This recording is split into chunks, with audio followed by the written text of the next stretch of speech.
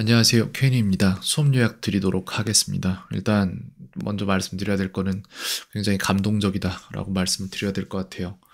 처음에 수업 시작했을 때 거의 완전히 아는 게 거의 없어서 야, 큰일인데? 라는 생각이 들었던 부분이 있었는데 그거 다 따라잡고 지금 배우는 족족 다 기억하고 있고 기억력도 굉장히 좋고 잘하고 있어요, 되게. 그래서 오늘 배웠던 것들 쭉 둘러보면서 말씀을 드릴게요. 뭐가 어떻게 되고 있는지.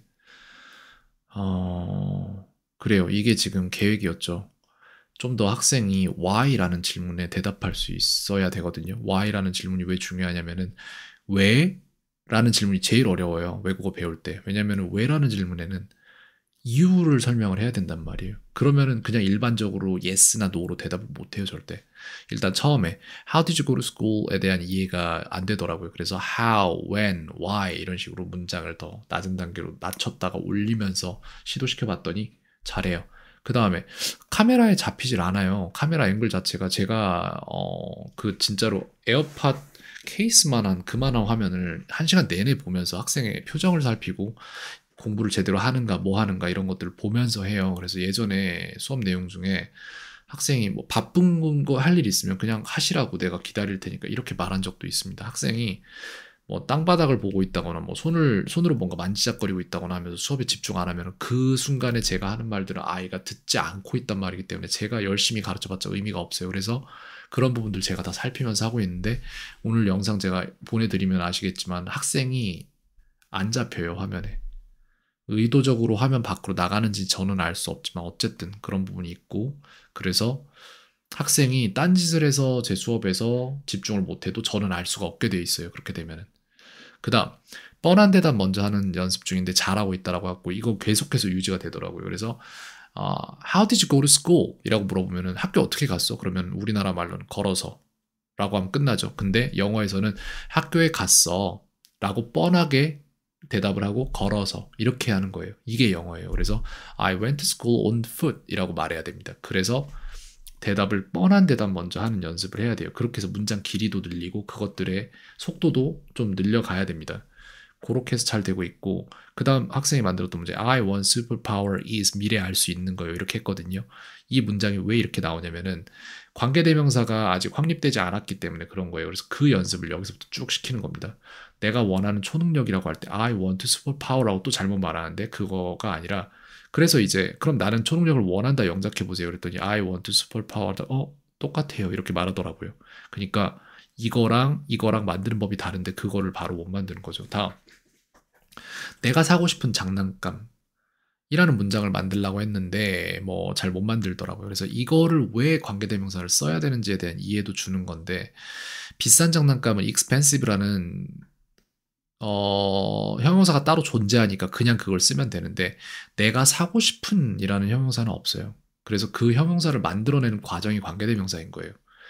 그렇게 해서 이제 물어봤어요. 왜냐하면 그래야지. 그러니까 위험한 일도 알아내고 그러니까 만약에 좋은 걸 알 수도 있잖아요. 만약에 복권 1등이 뭔지 알아낼 수도 있고 이런 식으로 자기가 하고 싶은 말들이 있는데 그거를 정확히 요약해서 딱 영어적으로 만들기 위한 전처리 과정을 좀 하는 법을 그런 사고 개념을 좀 알아야 됩니다. 그래서 정확히 학생이 하고 싶었던 말은 위험한 일을 알아낼 수 있기 때문이다였어요. 그래서 거기에 대한 내용들이 이제 여기에서부터 들어갈 텐데 이거죠.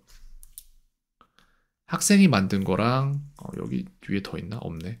학생이 만든 거랑 그거랑 좀 달라요. 보시면은 because I can find dangerous things 라고 돼 있잖아요. 그래서 이 문장을 주고 만들라고 했을 때 못 만든단 말이에요. 이유는 때문이다가 because라는 생각이 바로 들지 않고 뭐뭐 할 수 있다라는 거에 can이 들어간다는 생각 나지 않고 그래서 지금까지 학생이 배웠던 부분은 I like apples 같은 그냥 교과서에 초반부에 나올 만한 그런 수준의 문장이었다면은 이제부터 배워야 될 문장들은 이 I like apples 같은 문장을 I might have he might have liked apples unlike me 이런 식으로 해서 그는 나와는 같지 않게 사과를 좋아했을 수도 있겠다 이런 식으로 이제 뭔가 여기에서는 문어체 굉장히 딱딱한 정보가 적은 문어체에서 그게 아닌 구어체 쪽으로 좀 넘어가면서 자기가 만들고 싶은 문장들을 이런 식으로 다 담아내는 연습을 하게 될 거예요. 그걸 위해서는 why라는 질문이 중요하고 그걸 하면서 학생이 갖지 못한 모든 것들을 전부 다 단계적으로 담아주고 있습니다. 오늘 문법에 대한 부분은 영어로 진행이 안 되고 한글로 많이 진행이 됐어요. 그래서 아버님께서 어제 이제 만났을 때 영어를 하려면은 어디서부터 시작해야 되냐 이런 말씀을 주셨잖아요. 그거랑 약간 맞닿아 있는 부분이 있기 때문에 수업 내용을 좀 보시면은 아마 이해가 되실 거예요.